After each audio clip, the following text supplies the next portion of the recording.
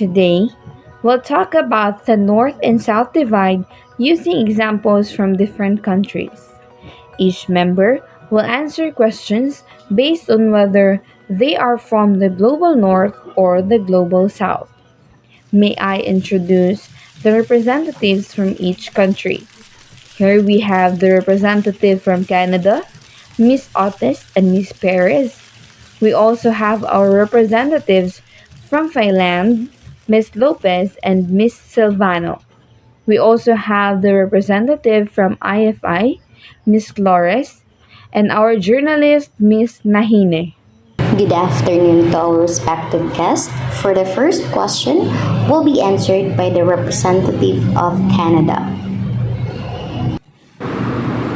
What are the main economic differences between the global north and the global south? In Canada, we have a strong economy with many industries and high income. In contrast, Thailand and Global South is still developing with many people working in farming and lower income. The next question will be answered by the representative of United Nations. How has colonialism contributed to the development of the North-South divide? Colonialism allowed countries in the north to take resources from the south. Although Thailand was not colonized, it was still affected by the trade and economic rules set by colonial powers, which still create inequality today. For the third question, will be answered by the representative of Thailand. What are the social implications of the North-South divide? It's a good question to know. So in Thailand, many people face poverty.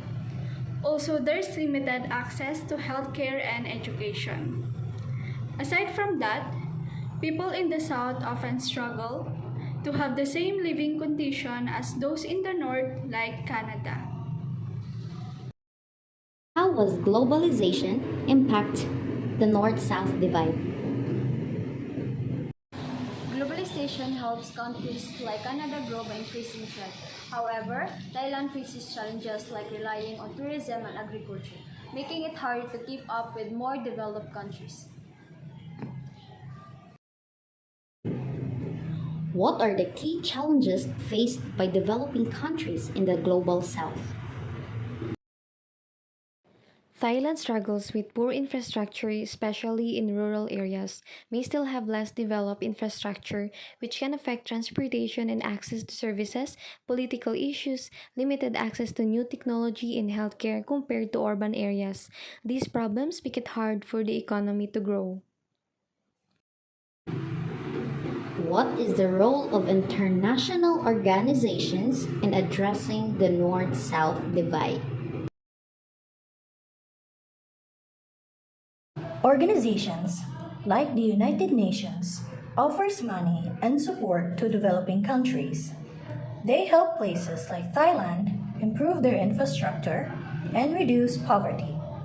The funding for these programs often comes from member states' contributions, private donations, and international financial institutions. Countries like Canada and others in the global north typically contribute significant amounts to UN programs. How can developed countries contribute to reducing the North-South divide? Canada can help by providing fair trade, reducing debt for developing nations, and sharing technology. By investing in education and projects in Thailand, we can help them grow and become self-sufficient. What are the sustainable development goals and how can they help address the North-South divide? The SDGs focuses more on important issues like ending poverty and reducing inequality. For Thailand, achieving these goals is essential for improving lives and promoting growth. What are the challenges and opportunities for developing countries in the context of globalization?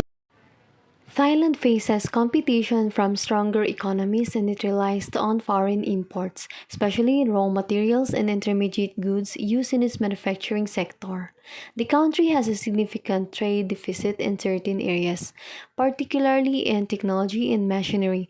However, globalization also offers chances for growth and investment in industries like electronics and tourism.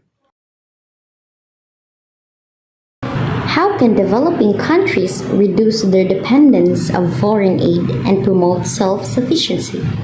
Developing countries should focus on building their own businesses and improving their infrastructure. Investing in education and forming partnerships can help them rely less on foreign aid. For the last question will be answered by the representative of Canada.